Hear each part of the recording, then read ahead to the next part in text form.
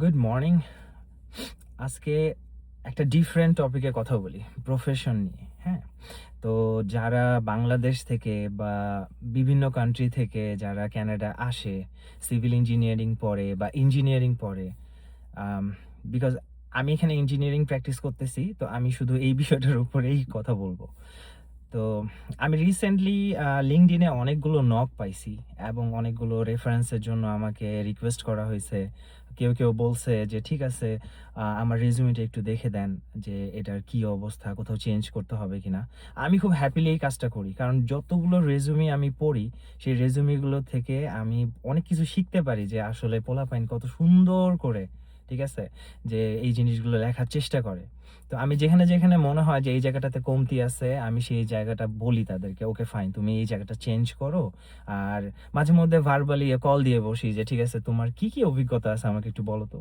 তো সেই অ্যাসপিরেন্ট বা অ্যাপ্লিক্যান্ট আমাকে সেই অভিজ্ঞতাগুলো বলে, আমি চেষ্টা করি ওগুলোকে সামারাইজ করা বা ইঞ্জিনিয়ারিং একটা টার্ম দিয়ে সেগুলোকে রেজুমেতে পোর্ট্রেট করার। এখন আমি যে কোম্পানিতে জব করি, আমি অ্যাজ এ কনস্ট্রাকশন ইন্সপেক্টর হিসেবে জব করি। বাট আমার ডিউটিজ অ্যান্ড রেসপন্সিবিলিটিস আমার ফার্স্টে যখন জবটাতে জয়েন করছিলাম যেরকম ছিল, এখন সেগুলো অনেক চেঞ্জ হয়েছে। আমি অ্যাডাপ্ট করতেছি, নতুন নতুন জিনিস আসতেছে, নতুন নতুন জিনিস শিখতেছি। আমি কনস্ট্রাকশন ইন্সপেক্টর মানে তো সবসময় ফিল্ডে কাজ করতে হয়, আমি ডিজাইনও কাজ করছি, ঠিক আছে, আমি আইটি রিলেটেড প্রজেক্টও সলভ করে ফেলছি। সো এইগুলো আসলে কেমন, যে আমার বা যে কারো যেই অভিজ্ঞতা বা পড়াশোনার যে লেভেল বা দেখা গেছে কাজের যে লেভেল, সেইখান থেকেও এই কমফোর্ট জোনটাকে ভেঙে সামনে আগায় যেতে হবে। তো আমি সবার জন্য একটা কথাই বলবো, যারা রিসেন্টলি জব হান্ট করতেছেন বা জব খুঁজতেছেন, জুনিয়ররা বা সিনিয়ররা যাই হোক, আম, সবার জন্য একটাই সাজেশন, রেজুমিটাকে এক পেজে যদি রাখা যায়, এটা হলো সব থেকে বেটার। বিকজ আমার রিসেন্ট অভিজ্ঞতা থেকে বলি, আমার কাছে যদি 5টা রেজুমি আসে, তো আমি সে 5টা রেজুমি দেখার জন্য অনেস্টলি এত টাইম কিন্তু থাকে না। আমি হয়তোবা একটু স্ক্রিনিং করি, আমি খোঁজার চেষ্টা করি যে সেই ক্যান্ডিডেটের এডুকেশনাল ব্যাকগ্রাউন্ড কি এবং আম, তার অভিজ্ঞতা কি কি আছে, অ্যান্ড তাকে কোনো কাজ দিলে সেটা সে করতে পারবে কিনা। তো আমি মাঝে মধ্যে কল দিয়ে বসি যে প্রি স্ক্রিনিং এর জন্য, যে হ্যাঁ ঠিক আছে, কি অবস্থা, তোমার একটু অভিজ্ঞতাগুলো নিয়ে বলো। আর তোমার ইচ্ছেটা কি, তুমি কি রিলোকেট হবা, তুমি কি ধরনের প্রজেক্টে কাজ করতে চাও, তোমার ইচ্ছেটা কোথায়, শুধু কি ফিল্ডে নাকি অফিস ওয়ার্কও করতে চাও। তো অনেক ধরনের কোয়েশ্চেনারিজ থাকে। তো যারা নতুন অ্যাপ্লিকেশন করতেছে তাদের জন্য আমি বলি, রেজুমিটাকে অবভিয়াসলি এক পেজের রাখলে খুবই ভালো, এত ডিটেইলের দরকার নাই। বাট ইন কেস যদি 2 পেজের করতে হয়, সেক্ষেত্রে জব এক্সপিরিয়েন্সগুলো যখন লিখতেছি, তখন এই জব এক্সপিরিয়েন্সগুলো লেখার ক্ষেত্রে কিছু টার্ম, ইঞ্জিনিয়ারিং টার্ম, আরএফআই, হ্যাঁ, তারপরে আরো অনেক টার্ম আছে, এই ছোটখাটো কিছু টার্ম আমাদের ইউজ করা উচিত ওই রেজুমি যখন আমি job and job responsibility and ডিউটিসে যখন আমি সেটাকে লেখার চেষ্টা করতেছি যে ঠিক আছে, আমি একটা আরএফআই নিয়ে কাজ করছি। হ্যাঁ, আমি আমি একটা টেস্টিং প্রসিডিউর নিয়ে কাজ করছি, সেটা সেটা কি ধরনের টেস্টিং প্রসিডিউর সেটা ওখানে লিখে দিলে খুব ভালো হয়। কারণ এআই বলেন আর হিউম্যান বিং বলেন, আমরা সবাই আসলে চোখটা ওখানে যায় যে শর্ট ভাবে যেটা লেখা আছে রেজুমের মধ্যে, তার ডিউটি রেসপন্সিবিলিটি যেখানে সে ডেসক্রাইব করছে। তো এই সাজেশনটা আমি সবাইকেই দিতেছি। এখন যখন অনেক রিকোয়েস্ট আমার কাছে আসছে, তো সেই সেই রিকোয়েস্টের বেসিসে অ্যাকচুয়ালি আমি সবাইকে এটাই বলার চেষ্টা করি যে সবসময় জিনিসটাকে সর্ট আউট করা, স্মার্টলি রেজুমেটা রেডি করা। কোনো ফ্যান্সি কোনো কিছু দেওয়ার দরকার নাই, ভেরি সিম্পল। লেফট সাইডে আপনার নাম, ঠিকানা, ইমেল আইডি আর ফোন নম্বর। তার নিচে হলো আপনার সম্পর্কে একটা ডেসক্রিপশন, যে ঠিক আছে আমি অমুক এবং আমার এতদিনের অভিজ্ঞতা আছে, আমি আমি পড়াশোনা করছি। হ্যাঁ, 2 লাইন 3 লাইন, ভেরি গুড।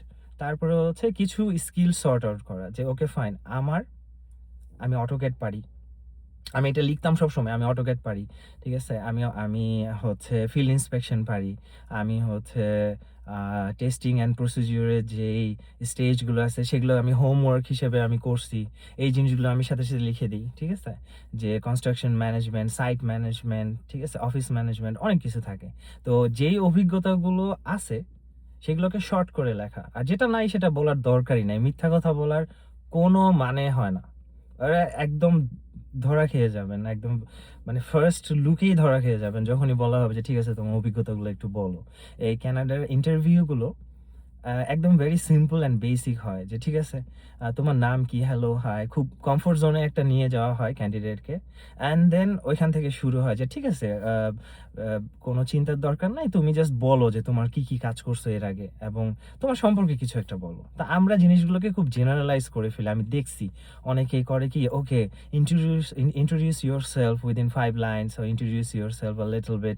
এই কোয়েশ্চেনটার অ্যান্সার সবাই মুখস্থ করে যায়।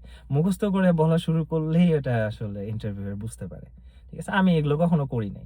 অ্যান্ড দেন সেকেন্ড টপিক হচ্ছে রেফারেন্স। আমাকে যখন জিজ্ঞেস করা হয় যে রেফারেন্স একটু দিতে পারবা কিনা? ঠিক আছে, আমি রেফারেন্স আমি কেন, যে কেউ জিজ্ঞেস করতে পারে। বাট পার্সোনালি আমি কখনো এই রেফারেন্স নিয়ে কখনো প্যারা খাইতাম না। কিসের রেফারেন্স? কার কাছে রেফারেন্স চাবো? যাকে আমি চিনি না, জানি না, আমার LinkedIn এর থ্রুতে আমার হচ্ছে পরিচয় হইছে। সে আমাকে কিভাবে রেফার করবে? আমি কি তার সাথে কাজ করছি?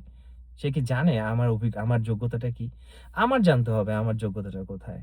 এবং সেই জিনিসটাই আমি ইন্টারভিউতে বলবো। একদম সত্যি কথা, শর্ট আকারে, এবং এমপ্লয়ারকে শুধু এতটুকু বোঝাইতে হবে যে আমি আমাকে কোনো কাজ দিলে আমি সে কাজটা করে দিতে পারবো।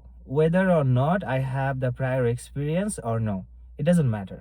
আমারে কাজ দিছে, আমি কাজটা করে দিতে পারবো। এইটুকু যদি আমি তাকে বুঝাইতে পারি, আমার জব হয়ে যাবে। কোনো ব্যাপারই না।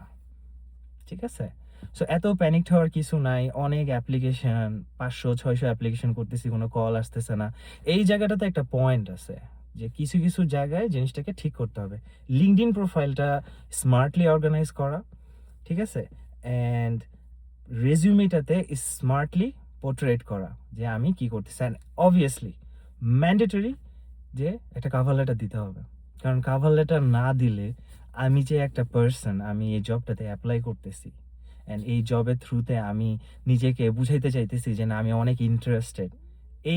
এই জায়গাটাতে হচ্ছে খুব সুন্দরভাবে উইদিন হাফ আ পেজ এই কভার লেটারটা রেডি করে প্রত্যেকটা অ্যাপ্লিকেশনের জন্য ডিফারেন্ট কভার লেটার, এবং সেই জবের সাথে ম্যাচ করে কেন ইন্টারেস্টেড আমি এই জবটাতে অ্যাপ্লাই করার জন্য। অ্যান্ড এই কোম্পানি সম্পর্কে যদি কিছু জানা থাকে, না জানা থাকলে এটা দোষের কিচ্ছু না। ঠিক আছে? কারণ ক্যান্ডিডেট টার্গেট করে হচ্ছে ওই পজিশনটাকে। ওই পজিশনটাই তার দরকার।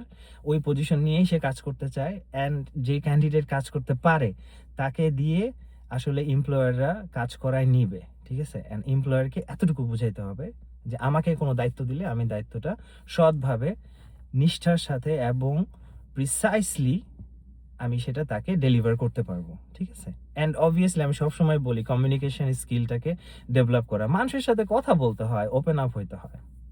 ঠিক আছে? মানুষের সাথে কথা বলা, ওপেন আপ হওয়া, either profession or outside of profession, both of the same thing. Relation building up, এই জিনিসটার উপরে যারা কাজ করে, যাদের এই অ্যাবিলিটিটা ভালো, তাদের কখনো আসলে কারো রেফারেন্সের দরকার হয় না, কখনো কারো সাজেশনের দরকার হয় না। তারা জানে জিনিসটাকে কিভাবে ফিগার আউট করতে হবে। ভাই, আমরা সবাই মানুষ। ঠিক আছে? এখানে কেউ বাঘ ভাল্লুক বসে নেই যে আম তার কাছে আমি একটা কিছু রিকোয়েস্ট করবেন সেটা বুঝবেই না। ঠিক আছে?